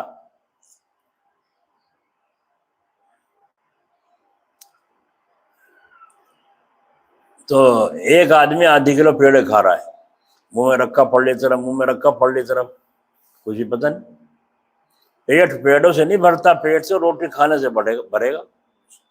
ہمارے دادا مرحوم اللہ تعالیٰ ان کی قبر پر رحمت فرمائے، جب ہم چھوٹے سے کہتے ہیں ابا جی اکنی دے دو، اکنی چلا کرتی تھی پہلے، کنوں کٹی سی اکنی چلا کرتی تھی، تو ہم کہتے ہیں ابا جی اکنی دے دو، کیا کرو گے؟ ہم کہتے ہیں کچھ لاؤیں گے۔ کچھ کیا ہو، کیا جو جن کو جی چاہ رہا ہے وہ بتا دیا بھائی فلاں چیز لاؤں گا۔ اچھا پیسے تیرے پاس بھی نہیں ہے، میرے پاس بھی نہیں ہے، تم کیا کرو؟ اب ہم چپ ہوئے، جب ہمارا نمبر آوے پیسے ہی نہیں پاس ہوتے، دل میں کہہ رہے ہیں جب ہمارا نمبر آوے پیسے پاس ہی نہیں، اب کیا کریں؟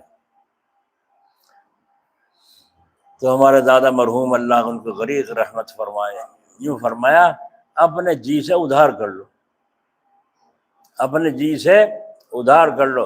دیکھو وہ ڈبے میں چینی بھی رکھی ہے، ڈبے میں گڑ بھی رکھا ہے، منہ تو جیب ڈال تو میٹھی کرنی ہے، وہ جا کے کھا لے۔ ہم کہہ رہے لو جی چاہ رہا ہے پیڑے کو، اور کھا لو گڑ وہاں جا کے، ہے نا؟ عجیب حال ہے۔ اپنے جی سے ادھار کر لو، جب اللہ میں پیسے دے دے اور پیڑے لینے کا موقع ہو تو پیڑا لے کر کے بیٹھ جاؤ، ایک پیڑا، اور ذرا سا توڑو، جیب کو یوں رگڑو اور ذائقہ چکھتے رہو، ذائقہ منہ پھراتے رہو، ذائقہ نوک سے چکھتے رہو۔ جب پھر وہ ختم ہو جائے پھر دوسرا ٹکڑا رکھ لو، ایک پیڑے میں جیب کو تھکا دو، ہے نا؟ جیب صحیح نسخہ ہے غلط ہے؟ کرنے والوں کے لیے ہے۔ یہ بچے بیٹھے ہیں نا اتنی سی عمر کے تھے جو ہمیں سمجھایا تھا کہ اپنے جی سے ادھار کر لو، اور یہ بچہ آگے کہتے 50 روپے دے دو، کیا کہ چیز لاؤں گا، بعض بچہ کہتا ہے 50 روپے دے دو کھاؤں گا، میں کہا کھا کے دکھا لے 100 کا نوٹ کھا کے دکھا، ہے نا؟ اور کوئی بھی نہیں کھاتا 100 کا نوٹ، کون کھاوے گا؟ وہ تو جا کے جو دیکھے گا یہ خریدوں وہ خریدوں، کھا رہا ہے اس کو، وہ جو ہاتھ میں لے رہا اور دیکھ رہا ادھر کو، یہ نیت خراب کی بات ہے۔ جی سیر ہو جائے تو ہمارے تو سے کچھ بھی ہو، ہمیں کیا؟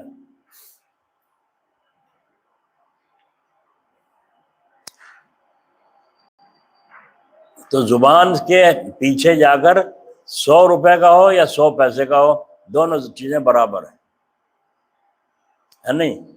زبان سے پیچھے گیا اور پیچھے کتنا بھی قیمتی ہو، 100 روپے تولہ کا ہو یا 100 روپے کلو کا ہو، 10 روپے کلو کا، سب دونوں چیزیں برابر ہیں، کوئی ذائقے کی خبر جیب کے آخر کے حصے میں نہیں ہے بولو کیا؟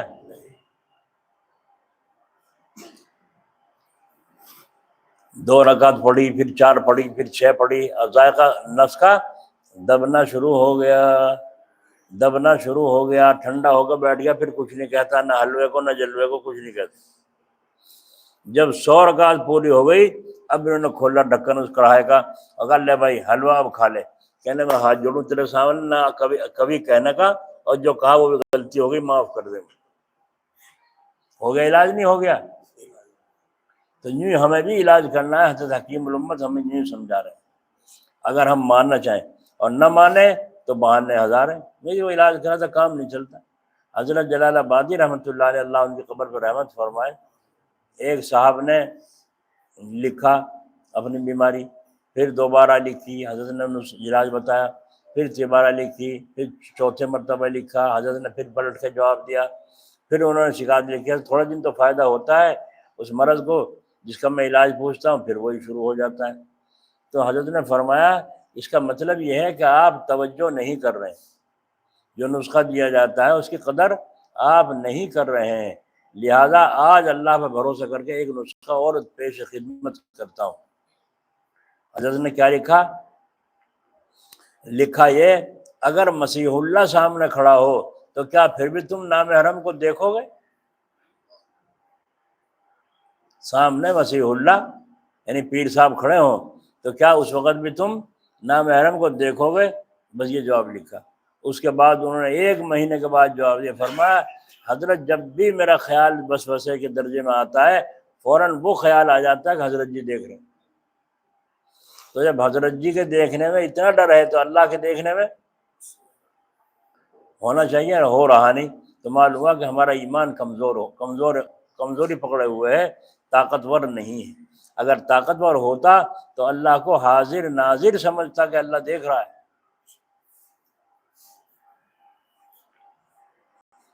ہاں، جب نفس دیکھے گا کہ نماز کی مصیبت میرے اوپر ڈلتی ہے تو یہ تو ہر وقت نمازی میں رہتا ہے، 2 رکعت پڑھ لی، وضو کری، 2 رکعت پڑھ لی، تو ایسے وسوسے نہیں آئیں گے۔ اللہ تعالیٰ سے دعا کیجیے اللہ تعالیٰ ہم سب کو ان سب مصیبتوں سے بچائے رکھے۔ یہ بڑی بڑی مصیبتیں ہیں، اور ان کو حاصل کرنے کے لیے، ان کا علاج سمجھنے کے لیے اور اصلاح کے لیے بزرگوں کے پاس جانا پڑتا ہے، اور اللہ والوں کے پاس جائے بغیر قرآن حدیث بھی سمجھ میں نہیں آ سکتا جو اس کا حق ہے۔ اسے تو سمجھ لے گا معنی یہ ہے، مطلب یہ سمجھ لے گا، لیکن حقیقت تک نہیں پہنچنے کا جو اس کے اندر اللہ تبارک و تعالیٰ نے خوبیاں رکھی ہیں سمجھنے کے لیے۔ اللہ رب العزت کے سے اگر تعلق جوڑنا ہے تو پہلے اللہ والوں سے جوڑنا پڑے گا، یہاں بھی اور مرنے کے بعد بھی۔ فادخلی فی عبادی وادخلی جنتی، جب مرنے کے بعد اللہ تعالیٰ کے دربار میں جائیں گے تو پہلے اللہ تعالیٰ حساب کتاب کا معاملہ نمٹے گا، پھر فرشتوں کو فرمائیں گے جاؤ ان کو لے جاؤ، جو میرے خاص بندے ہیں جو یہاں آئے ہوئے ہیں پہلے سے، ان مہمان خانے میں لے جاؤ۔ وہاں جا کے اللہ کے نیک بندوں سے ملاقاتیں ہوں گی، ولیوں سے ملاقاتیں ہوں گی۔ آ گئے بھائی سلامتی سے حساب ہو گیا؟ ہاں جی اللہ کا شکر ہے، اچھا بڑے خوش ہو رہے ہیں، دعائیں دے رہے ہیں، اللہ نے فضل فرما دیا۔ اس کے بعد پھر اللہ تعالیٰ سے کہیں گے اب انہیں اٹھاؤ فرشتوں، وادخلی جنتی، اب ان کو میرے مہمان خانے میں لے جاؤ۔ جنت میں تو بعد میں جائیں گے، پہلے واسطہ اللہ والوں سے پڑے گا۔ یہاں منہ پھیر پھیر کر بھاگتے ہیں، عجیب دور آ گیا، اور اللہ والے ہمارے پیچھے بھاگے۔ کون آئے؟ حضرت کھڑے ہیں نیچے، حضرت جی کھڑے ہیں، وہ کیا کریں؟ کہہ دے ہے نہیں، کہہ دے ہے نہیں۔ وہ سن لیا جا کے، بچہ آ کے کہہ رہا میرے ابو یوں کہہ رہے ہیں ہے نہیں۔ اچھا بھائی، پتا چل گیا کہ اس کے ابو نے ہی کہلوایا، بیچارہ بچہ سچا بول رہا ہے، میرے ابو نے کہا کہ ہے نہیں، یوں کہہ دو ہے نہیں۔ کہاں دینے والے حضرت جی میرٹھ کے یہاں جایا کرتے تھے، تو وہاں آتے جاتے سے تعلق تھا۔ جب ایک آدمی کھانا کھلائے گا، دعوت کھلائے گا، اور کبھی کبھی ہدیہ دے گا، اور ہدیہ بھی یعنی کہ 50 روپے دے دیے، 100 روپے دے دیے، 5,000 10,000 50,000 ہدیے میں پیش کر رہا ہے، مدرسے میں 1 لاکھ روپے کی رسید کٹوا رہا ہے، تو دل قبول کرے گا نہیں پرکھ کے اس آدمی کو، یاد آئے گی نہیں آئے گی فلاں آدمی کتنا تعلق رکھتا ہے ہم سے کہ 50,000 ہدیے میں پیش کیے مجھے، 10,000 ہدیے میں پیش کیے، یاد اس کی آئے گی، تعلق قائم ہو جائے گا۔ اس لیے بزرگوں سے تعلق قائم کرنے کے لیے ہدیہ دینا بھی ضروری ہے کہ ان کو کچھ ہدیہ نذرانہ پیش کرتے رہو تاکہ تعلق بڑھے۔ تحادو تحابو، حضور اکرم صلی اللہ علیہ وسلم فرماتے ہیں ہدیہ دیا کرو تاکہ محبت میں اضافہ ہو۔ تو ہدیہ لینے دینے سے کیا ہوتا ہے؟ محبت میں اضافہ ہوتا ہے۔ تو حضرت جایا کرتے اس کے پاس، پھر وہ اس کی حالت خراب ہو گئی، خستہ ہو گئی، قرضے میں دھس گیا، تو اس نے آنا جانا حضرت کے پاس کم کر دیا، کہیں کہیں اور جانے لگا۔ حضرت کو پتہ چلا، حضرت نے بھی اس کے گھر جانا آنا بند کر دیا۔ پھر وہ گیا تو حضرت نے اس سے صحیح طرح سے بات نہیں کی جس انداز سے پہلے کیا کرتے تھے، کیونکہ جب تم بدل گئے تو ہم بھی بدل گئے۔ وہ سمجھ رہا ہے کہ حضرت بدل گئے، تو وہ منہ پھیر کے وہاں سے چلایا، اور پھر وہ میرے سے ملاقات ہوئی۔ تو اس نے کہا جب ہمارا اچھا کاروبار تھا حضرت جی بھی آ کے سلام بجایا کرتے تھے دروازے پہ، اور جب ہمارا کام خراب ہو گیا حضرت جی کے پاس گئے تو ہمیں بھی نہیں پہچانتے، یہ کہا اس نے۔ تو میں اب آپ سے کہہ رہا ہوں اللہ والوں سے تعلق قائم ہوگا جب جب اللہ تعالیٰ کی نسبت سے ہو، سمجھے؟ تعویذ لینا ہے، ایک بالٹی دودھ بھی لیتا ہے، تعویذ لینا ہے کچھ پھل وغیرہ لیتا ہے، یہ تعلق دنیا کا ہے، اللہ کے لیے نہیں ہے۔ اگر اللہ کے لیے ہے تو اللہ تعالیٰ کی محبت پیدا ہونی چاہیے۔ تنگی ہو جب تمہارے تم ہمارے، اور فراخی ہو جب تم ہمارے ہم تمہارے۔ یہ کیا ہے کہ منہ پھیر کے ادھر کو بھاگ لیے، یہ کوئی تعلق نہیں ہے۔ ہم نے یہ دیکھا، اور حضرت جلال آبادی رحمۃ اللہ علیہ یہاں تو یہ دستور تھا کہ کوئی بھی آدمی کوئی نذرانہ ہدیہ لے کے آتا تو حضرت پہلی ملاقات میں قبول نہیں فرماتے تھے۔ ایک تو یہ بات، دوسری یہ بات تھی حضرت کے یہاں اس سے پوچھتے تھے کس مقصد سے آیا ہے، اگر کسی مقصد سے آیا ہے تو پھر ہدیہ قبول نہیں فرماتے تھے، واپس کر دیتے۔ جی حضرت دعا کروانا آیا ہوں، قرضہ یہ پھل لایا بازار سے خریدے، یہ اس لیے لایا حضرت جی پھل دے کر تھیلا دیکھ کے راضی ہو جائیں گے، پھر دل سے دعا کریں گے۔ تو مطلب سے ہوئی اللہ کے لیے ہوا، ہدیہ تو نہ ہوا، یہ تو اس کی اجرت ہو گئی۔ دعا کی یہ تو اجرت ہے، یہ رشوت ہے۔ تو حضرت یہ بھی قبول نہیں فرماتے تھے اور واپس کر دیتے تھے، اس کو منظور نہیں فرماتے۔ اور اگر کوئی یہ کہتا حضرت دعا کے لیے آیا ہوں تو فرمایا ڈاک خانے کس لیے ہے؟ 15 پیسے کا خط آتا تھا جب، کہ 15 پیسے کا خط بھیج دیتے، جواب کی بھی ضرورت تھی تو 30 پیسے کا جوابی خط بھیج دیتے، ایک پہ اپنا پتہ لکھ کے مجھے یہاں سے جواب دینے میں سہولت ہوتی، تو بس یہ کافی تھا۔ جو کام 30 پیسے میں ہو سکتا ہو وہاں 30 روپے خرچ کرنا کون سی عقل مندی ہے؟ بولو بھائی، یہ اللہ والے ہمارے ہمدرد ہوئے نہ ہوئے؟ اور وہ آیا کیوں نہیں تھا ہمارے یہاں جلسے میں؟ آیا کیوں نہیں تھا ہمارے یہاں خانقاہ میں؟ آیا کیوں نہیں تھا جمعہ کی مجلس میں؟ اجی یوں نہیں آیا تھا، وہ نہیں آیا تھا، ہم نہیں سنتے، تمہیں محبت نہیں ہے یہ بھی تو نہیں آئے۔ اور وہاں کیا کہہ رہے ہیں؟ کیوں خرچ کرتے ہو؟ کیوں خرچ کیے پیسے آپ نے آنے میں؟ خط بھیج دیتے وہ کافی تھا۔ تو ہمدرد وہ ہوئے، یہ ہمارے جیسے ہوئے پیٹو۔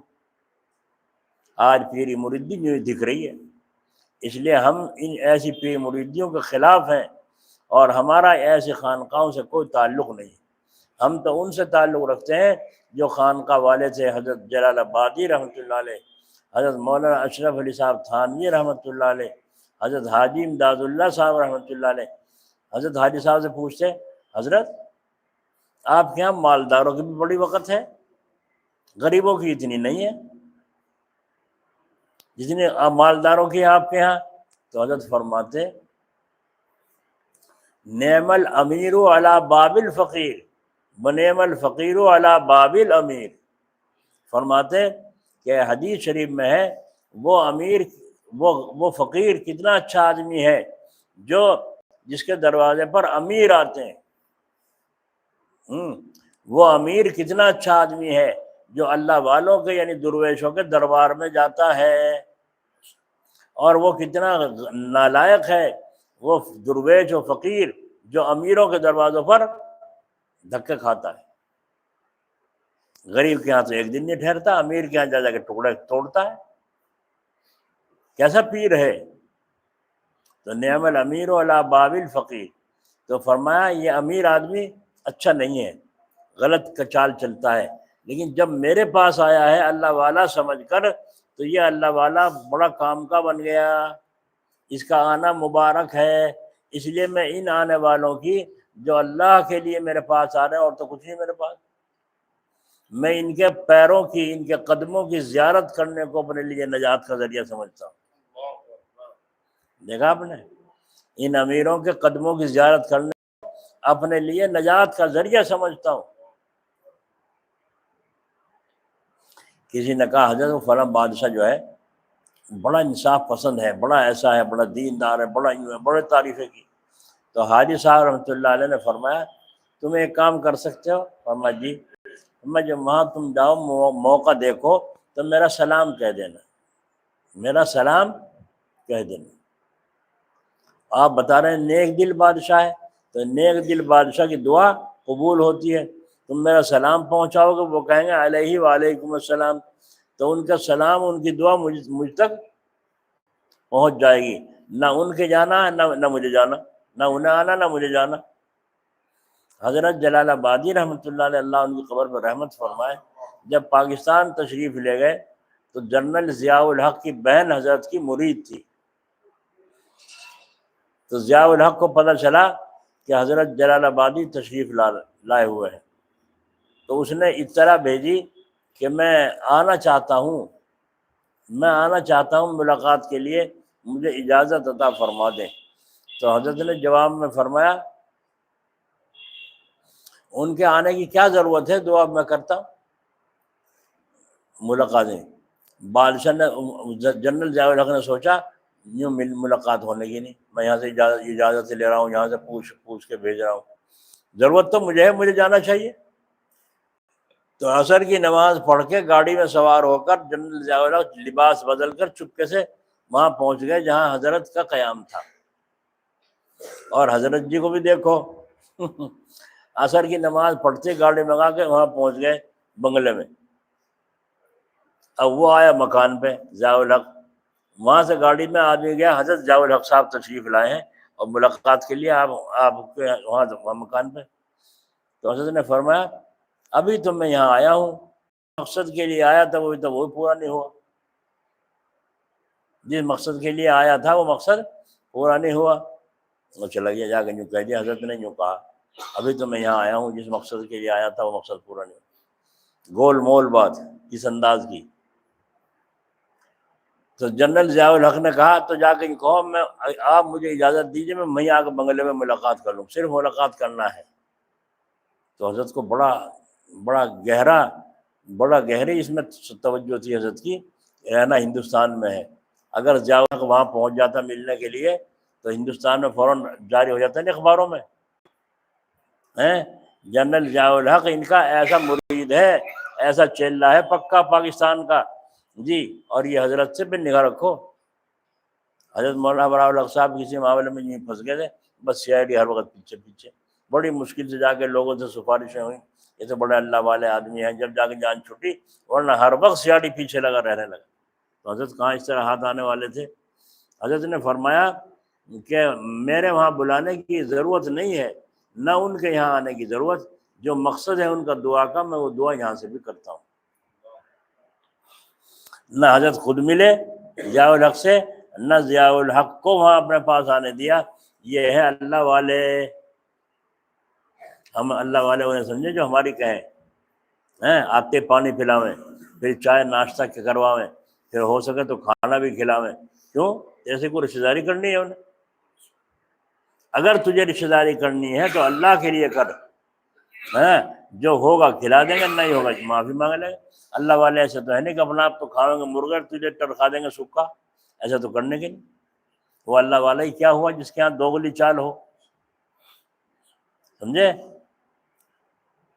کچھ تو بچپن سے میری عادت تھی، کچھ یہاں آ کے حسین پور میں جب میرا کھانا آتا تھا کوئی نہ کوئی بیٹھا رہتا، یا کوئی اور آ جاتا تھا تو میں کہتا آ جاؤ بھائی کھانا کھا لو، اب کھانا ٹھنڈا ہو جائے گا، تو وہ بیٹھ گئے کھانے کے لیے، ایک بیٹھ گیا، دو بیٹھ گئے، تین بیٹھ گئے، بعض دفعہ آدھی روٹی حصے میں آتی تھی تو وہ کہتے ہیں بھائی مولانا نے تو کچھ کھایا ہی نہیں، ہم کھانا جی گھر سے لاؤں گا، نہیں کوئی ضرورت، چھوڑو کھا لیا، چھٹی، آدھی روٹی کھا کے گزارا، آنتے مر گئی، اور اب توجہ ہی نہیں رہی، اب توجہ ہی نہیں رہی کھانے کی، ایک وقت ہو جاؤ، دو وقت ہو جاؤ، تین وقت ہو جاؤ، بھوک نہیں لگتی، سمجھے؟ اب یہ حالت بن گئی ہے، تو اللہ والے ایسے نہیں ہیں کہ وہ خود تو کھاؤں اور تمہیں بھوکا رکھیں، جو ہوگا تمہارے لیے بھی پیش خدمت کریں گے، اور جو کر کھلائیں گے اللہ کے لیے کھلائیں گے۔ ہمارے حضرت جلال آباد رحمۃ اللہ علیہ کے ہم پہنچے، حاجی غیور صاحب تھے میرے ساتھ تھے، تو تقریباً 12 بج رہے تھے، جب ملاقات کر کے ہم چلنے لگے تو حضرت نے فرمایا 12 بج گئے، کھانے کا وقت ہو گیا ہے، کھانا کھا کے چلے جانا۔ اب وہ میرے منہ کو دیکھیں، حاجی جی میں ان کے منہ کو دیکھوں، ایک اور تھا وہ اس کے منہ کو دیکھیں کہ کھاویں نہ کھاویں، ٹھہرے نہ ٹھہرے، کیا کریں، کیا کہیں حضرت سے؟ تو ہم نے کہا کیوں حضرت کو پریشان کر؟ حضرت نے فرمایا برابر میں کمرہ ہے، یہاں آرام کرو، 1 گھنٹے کے بعد کھانا تیار ہو کے یہیں کمرے میں آ جائے گا۔ جب 3-4 آدمی مہمان ہیں تو کچھ تو دیر لگے گی تیار ہونے میں، 1 گھنٹہ فرمایا، آپ کمرے میں آرام کریں یہاں، اور 1 گھنٹے کے بعد کھانا کمرے میں ہی پہنچ جائے گا۔ ہم نے مشورہ کر کے کیوں پریشان کرو حضرت کو، بھوک تو لگی رہی تھی، سبھی کو پیٹ خالی ہو رہے تھے، تو کسی کو کم کسی کو زیادہ، تو ہم نے کہا جی نہیں حضرت اب تو چل رہے ہیں، اچھا تو فی امان اللہ، جھوٹ کا کام نہیں، ہم وہاں سے چلائے، باہر آ کے ایک کہنے لگا بھوک سے لگی رہی تھی، اگر 1 گھنٹہ برداشت کر لیتے تو کیا حرج تھا۔ دوسرا بول رہا آج حضرت جی کے گھر کا بھی کھا لیتے، تیسرا چوتھا چپ رہا۔ تو پھر گئے مولانا حفظ الکبیر صاحب رحمۃ اللہ علیہ کے گھر ملنے چلتے ہوئے، تو وہاں جا کے معلوم ہوا حضرت یہاں نہیں ہے، سفر میں گئے ہوئے، سب مطلب حضرت بھی سفر میں گئے ہوئے۔ تو بیوی صاحبہ نے کہلایا کھانا تیار ہے، اگر کھانا کھانا ہو تو بتاؤ۔ بس ایک نے کہا ابے یہاں تو کھا لے، وہاں تو انکار کرے، یہاں تو کھا لے۔ ہم نے کہا اچھا بھائی ٹھیک ہے، تیار ہو تو ٹھیک ہے، ہم نے کہہ دیا۔ انہوں نے کہا فوراً لوٹا لے کے آ گیا، بچہ پانی کا ہاتھ دھو لو، اور دسترخوان بچھا دیا اندر، اور اس نیچے کپڑا بچھا کے نیچے بٹھا کے، تو کیا دیکھا گرم گرم تہری جبھی تیار ہوئی تھی۔ مہمان آ گئے تو مہمانوں کے سامنے بیوی صاحبہ نے ان کے ذریعے سے لڑکے کے رکھوا دیا۔ ہم نے اپنا سب نے پیٹ بھر کے کھانا کھایا، اللہ تعالیٰ شکر۔ ایک دفعہ ہم حضرت کے یہاں گئے مولانا حفظ الکبیر صاحب رحمۃ اللہ علیہ، تو حضرت نے فرمایا بیٹھو، چائے پیو گے یا دودھ؟ اب بتاؤ کیا بتاؤ؟ چائے والے بول رہے چائے، دودھ والے بول رہے دودھ، تو ایک بول رہا چائے، سب نے بول رہا دودھ۔ تو حضرت نے فرمایا تمہاری چائے بنواؤں الگ، یہ سب دودھ پی لیں گے؟ ارے میں بھی دودھ ہی پی لوں گا۔ اچھا، حضرت نے ایک پیالہ سب کو دودھ میٹھا کر کے دیا۔ جب وہ سب نے پی کے رکھ دیا، کسی نے اتنا سا چھوڑ دیا دودھ، کسی نے ذرا سا چھوڑ دیا، کسی نے ذرا سا لگا چھوڑ دیا۔ حضرت نے پانی ڈالا ایک پیالے میں، اور سب پیالوں میں کو گھما کے سارے دودھ کو ایک جگہ اکٹھا کر کے پھر اس کو خود پیا۔ ہمیں کسی کو کچھ نہیں کہا، اپنا آپ اس پر عمل کیا، تو بولو ہمیں ہدایت ملے گی نہ ملے گی؟ ہمارا جھوٹا سب کا، اور اس طرح سے دودھ کو صاف کر نالی میں نہیں پھینکا۔ ہمارے دودھ کے برتن دھلتے ہیں تو نالیوں میں جاتے ہیں، میری ماں بہنیں سن رہی ہوں، بے ادبیاں ہوتی ہی نہیں ہوتی۔ تو یہ حال ہم نے بزرگوں کے دیکھے ہیں، اس لیے اگر خانقاہ میں جانا ہے تو پہلے خانقاہ کا رخ طے کرو، کسے کہتے ہیں خانقاہ؟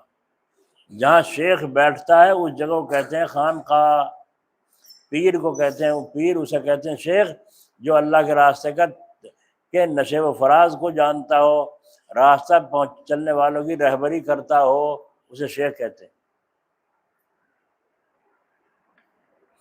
ایک آدمی کی بیوی بہت پریشان کرتی تھی اس شوہر کو، بڑا پریشان تھا، کوئی سوچے طلاق دے دوں، کبھی سوچے اسے مار دوں، کبھی کچھ فیصلہ کس طرح کروں۔ حضرت کو جو لکھا تو حضرت نے جواب میں لکھا وہ تمہاری مصلحہ ہے، وہ تمہاری مصلحہ ہے، مصلح یعنی اصلاح کرنے والی، اللہ نے تمہارے لیے اس مصلح بنا کے بھیجی ہے، سمجھے؟ جب اس نے یہ سوچا اللہ نے میری اصلاح کے لیے میری بیوی ایسی مجھے عطا فرمائی، تو یاد آ گیا قصہ، اوروں کا بھی قصے یاد آ گئے۔ مرزا مظہر جان جانا رحمۃ اللہ علیہ سے کو الہام ہوا تھا، اگر تم فلاں عورت سے شادی کرو تو میں تم سے راضی ہوں گا، ورنہ نہیں۔ اور شادی ایسی عورت سے کی جب کوئی جاتا تھا دروازے پہ، حضرت نے یہ معلوم کیا ہے کچھ منگانا ہو تو بتلا دو، مجھے ایسی تیسی تیرے حضرت کی بھی اور تیری بھی ایسی تیسی، کم بختو تمہیں کوئی ہلا نہیں رہا، دھکے تمہیں کوئی پیڑ نہیں ملا، آگے اس کے دروازے پہ یہاں آگے پخانا کھاؤ تم، الٹی سیدھی بہت گھنی۔ وہ خادم تو پتہ تھا اسے، چپ کھڑا رہتے، اس کا عادت تھی جو جھلاتی تھی الٹی سیدھی کہتی، اور کہہ کے پھر آخر میں کہتی تھی دھنیا تیل پہنچا دیں گے، جاؤ۔ تو ایک دن خان صاحب پھنس گئے، سرحدی پٹھان، وہ سرحدی پٹھان جو تھا وہ خادم تھا نہیں، اس پٹھان کو کہا تم چلے جاؤ ذرا مکان پہ اور جا کے سامان پوچھو، جو کچھ منگانا وہ بتا دیں گے۔ وہ چل دیا۔ ہاں سنو، حضرت جانتے تھے، فرمایا دیکھو اگر وہ کچھ کا کچھ کہیں گے سب سن لیو، تو جب سامان بتائیں اسے یاد رکھیو، سمجھے؟ یہ جا کے خان صاحب نے کہا حضرت پیرانی صاحبہ السلام علیکم۔ کون ہے کم بخت، سلام کرنے یہیں پائی جگہ تجھے؟ عجیب ہے، وہ سوچنے پڑ گیا، مجھے حضرت نے بھیجا ہے کہ آپ کو جو کچھ منگانا ہو وہ حضرت کو سوچ سنائے اور سوچ سے سنائے۔ اب اپنا آپ تو سن لیتا، حضرت جی کو بھی گالیاں دینے لگی تو برداشت نہ ہوئی، آنکھیں لال ہو گئی غصے میں اور کچھ کہنے لگا۔ کسی نے جا کے شکایت کری، حضرت وہاں دروازے پہ تو جنگ جڑ رہا۔ حضرت نے دوسرے آدمی کو بھیجا، انہیں بلا کے لائے اسے، پٹھان کو، وہ پٹھان کو بلا کے لائے، کہا کیا ہوا؟ آنکھیں سرخ ہیں اور چہرہ بھی سرخ ہو رہا ہے غصے میں۔ ارے بھائی کیا بات ہوئی؟ جی وہ ایسا ایسا کہتا ہے، وہ پیرانی صاحبہ تھی میں نے چھوڑ دیا، اور کوئی ہوتی تو زبان کھینچ لیتا اس کی۔ حضرت نے فرمایا میں نے تمہیں کیا کہا تھا؟ میں نے تمہیں یہ کہا تھا اگر وہ کچھ بھی کہیں سب سن لینا، جب سامان بتائیں اسے یاد رکھنا۔ اس کا یہ طریقہ تھا، پہلے الٹی سیدھی بھونکا کرے تھی، اور جب خوب کہہ لی پھر آخر میں سامان بتا دیتی، فلاں فلاں چیز آ گئی بس۔ تو وہ چونکہ جانتا نہیں تھا، تو دیکھو اللہ نے کیسی بیوی عطا فرمائی، کیسے کو، جو نزاکت میں لطافت میں بڑے مشہور تھے۔ حضرت مرزا مظہر جان جانا رحمۃ اللہ، بادشاہ کو پیاس لگی، پانی پی کے الٹا کٹورا ٹیڑھا ڈھک دیا، حضرت سر پکڑ کے بیٹھ گئی، سر میں درد شروع ہو گئی، کہا کچھ نہیں، بادشاہ تھا کہا کچھ نہیں۔ بادشاہ نے کہا حضرت آپ کے یہاں کوئی خادم نہیں ہے پانی وغیرہ پیا دے مہمانوں کو؟ اگر آپ فرمائیں تو میں کوئی خادم بھیج دوں؟ تو فرما پہلے تو تم تو خود آدمی بن جاؤ، ایک آدمی بھیجو گے خدمت کے لیے، وہ آدمی بھی ایسا ہی ہوگا جیسے تم۔ وہ کٹورا ٹیڑھا ڈھک دیا سرائی پہ، اب تک میرے سر میں درد ہو رہا ہے دیکھ کے، ایسا ہی وہ خادم ہوگا، مجھے تو مار ہی دے گا وہ۔ ایسا نازک مزاج کو کیسی بیوی ملی؟ تو بولو اصلاح کرنے والی تھی نہیں تھی، نفس کو دبا رہی تھی نہیں دبا رہی تھی، نفس رگڑا جا رہا تھا نہیں رگڑا جا رہا تھا۔ باہر تو لوگ حضرت جی کہیں اور بیوی صاحبہ کیا کہیں، ڈھونگی ڈھونگ بنا رہا، بیٹھا لوگوں کو بیوقوف بنا رہا، تو ہو رہی اصلاح نہیں ہو رہی ہے۔ حضرت جلال آبادی رحمۃ اللہ علیہ کے یہاں ایک بنگالی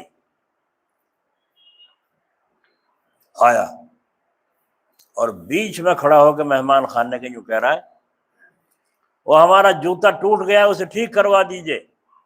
حضرت اس کی غریب ہونے کی وجہ سے خدمت کر دیا کرتے تھے، طالب علم کی خدمت کر دیا کرتے، تو وہ جوتا ٹوٹ گیا کہ وہ حکم چلا رہا ہے، جو کہہ رہا ہے وہ ہمارا جوتا ٹوٹ گیا اسے ٹھیک کرا دیجئے۔ حضرت نے فرمایا ابھی تو ٹھیک کروایا تھا، کچھ تھوڑا بہت کہیں سے ٹوٹ گیا ہوگا، وہ نہیں ہمیں خبر، وہ پڑا ہے باہر دیکھ لیجیے۔ دیکھو حضرت جی اٹھے اور آ کر کے باہر جو پرانا سا جوتا دکھا اسی کو اٹھا، یہ ہے تمہارا؟ نہیں یہ ہمارا نہیں، کھڑا گیا یہ ہمارا نہیں ہے۔ پھر دوسرا پرانا سا اٹھایا، یہ ہے آپ کا؟ نہیں یہ بھی ہمارا نہیں ہے۔ حضرت علامہ رفیق صاحب رحمۃ اللہ علیہ، اللہ ان کی قبر پر رحمت فرمائے، وہ اٹھے اور اٹھ کے کمر میں اس کے ایک مارا، ایک مار کے کہا کم بخت تیرے سے دفع نہیں ہوا جاتا، وہاں کو جا کے خود بتا دے۔ حضرت کو پریشان کر رہا، دھوم میں حضرت کھڑے، یہ ہے کیا تیرا، یہ ہے کیا تیرا، اور تو یہیں سے باتیں بنا رہا، یہ نہیں ہے یہ نہیں ہے۔ آخر ہو گیا، اور جا کے بھی ایسے تھا نا مزاج کا، تو پیر سے بتا رہا اس جوتے کو یہ ہے ہمارا۔ حضرت نے دیکھا کتنا ٹوٹا، اسی حساب سے پیسے دیے، لو اس کی مرمت کرا لو۔ بہت اچھا، وہ چلا گیا پہن کے جوتا، پتہ نہیں کہ مرمت کرائی ہے، پیسے جیب میں رکھ لیے، کیا کرا۔ آ کر کے پھر حضرت بیٹھ گئے اور بیٹھ کے فرمایا کچھ لوگ ایسے بھی ہونے چاہیے، کچھ لوگ ایسے بھی ہونے چاہیے۔ سب آگے حضرت جی ابا جی کچھ کہتے ہیں، کوئی ایسا بھی ہونا چاہیے جو ہمارے نفس کی کناریوں کو گڑگڑ کے صحیح کرتا رہے۔ صحیح کہا غلط کہا؟ تو بیوی بھی ایسی ہو سکتی ہے، نہیں ہو سکتی کسی کی، ہے نا؟ طلاق دے جب بدنامگی، مارے تو کسے مارے، وہ تو خود ہی مری مرائی ہے، کمزور ہے، کیا برداشت کرے گی؟ اس لیے اپنا آپ چپ لگا لی، اور ضرورت سے کلام بند نہیں کیا، بلا ضرورت کے کلام کرتے نہیں۔ ہائے ہائے ہائے، کیا عجیب نمونہ ہے۔ تو اسے کہتے ہیں اصلاح، اسے کہتے ہیں خانقاہ۔ اب جو تعلیم یہاں سے آپ کو ملی ہے برائیوں سے بچنے کی، اس کو لے کر جائیں اور پورے ہفتے اس پر عمل کریں، پھر اگلے ہفتے میں آ کر کے پھر دیکھیں آج کیا بیان ہو رہا ہے ہمارے لیے، آج ہماری، اور جو خامی ہو اس کو کاپی میں لکھ کر کے لاؤ اور یہاں لا کے دے جاؤ، پھر جب اگلے ہفتے آؤ تو پہلی کاپی لے جاؤ، دوسری حالات کی لکھ کر دے جاؤ۔ اس میں جب آپ پڑھیں گے تو آپ کا سوال بھی سامنے ہوگا، جواب بھی ہمیشہ سامنے رہے گا۔ اسے کہتے ہیں خانقاہ میں اصلاح۔ یہ نہیں کہ وہاں جا کے بیٹھو الا اللہ الا اللہ الا اللہ، بریانی کھاؤ اور چلو بھائی، یہ خانقاہ نہیں ہے، یہ تو خامخواہ ہے، یہ تو خامخواہ ہے۔ ایک آیا حضرت تھانوی کے پاس، آ کے کہنا حضرت 10 روپے کی ضرورت ہے مجھے، اور آپ کے بہت سے بڑے بڑے آپ کے یہاں مہمان آتے ہیں مالدار، آپ کسی سے کہہ کے ذرا سے مجھے سہارا لگوا دیں، میری خانقاہ میں قرضہ ہو رہا ہے۔ حضرت نے فرمایا اچھا۔ تھوڑی دیر کے بعد کیا کہے، نہ جنت کا شوق ہے نہ جہنم کا ڈر۔ دیکھا، نہ جنت کا شوق ہے نہ جہنم کا ہے ڈر۔ حضرت نے فرمایا بس بیٹھا رہو، 10 روپے کو تیرے صبر ہوا نہیں، جنت سے صبر کر لے گا تو کھرے، 10 روپے کو تیرے صبر ہوا نہیں، اور جتنی بڑی جنت کے جس کے بغیر چارہ ہی نہیں اس سے صبر کر لے گا تو بس چپ ہو گیا۔ تو یہ ہے حالات آج کل بھائی، کہاں تک مغز مارا جائے، اپنی فکر کرو تاکہ میں اللہ والا بن جاؤں، سمجھے نہیں؟ کیا فکر کرنی ہے؟ میں اللہ والا بن جاؤں۔ اور گناہوں میں ملوث اللہ والا بنتا ہے؟ بولو بنتا ہے؟ نہیں بنتا۔ غلطی ہو گئی تو کیا کرو، رو دھو کے توبہ کر کے پھر کام میں لگ جاؤ، پھر غم لے کے نہ بیٹھو۔ اللہ تعالیٰ رحیم و کریم ہے، سمجھ میں آئی؟ اللہ تعالیٰ اپنے فضل سے توفیق عطا فرمائے۔ اب ایک درخواست ہے آپ سے، کہاں گئے مولوی لقمان؟